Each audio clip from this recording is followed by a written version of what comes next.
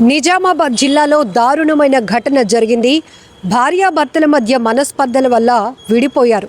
అయితే వేరుగా ఉంటున్నటువంటి భార్యను దుబాయ్ నుంచి వచ్చి మరీ అత్యంత దారుణంగా హతమార్చాడు భర్త. కన్నబిడ్డల కళ్ళెదుటే ఆ తల్లిని అత్యంత దారుణంగా పాశవికంగా గొంతు కోసి హతమార్చాడు. వద్దు నాన్న, వదిలిపెట్టు అని కాళ్ళ వేళ్ళ ప్రాధేయపడినా కూడా వినిపించుకోలేదు ఆ కసాయి.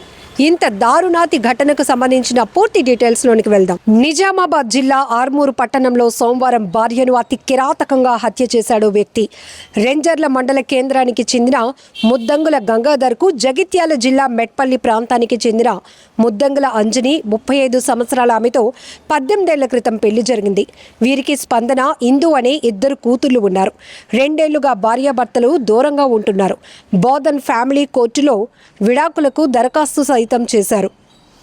భర్త గల్ఫ్లో ఉంటుండగా ఆమె కుమార్తెలతో కలిసి ఆర్మూర్లో నివాసం ఉంటుంది. గంగాధర్ దుబాయ్ నుంచి నెల రోజుల క్రితమే వచ్చాడు.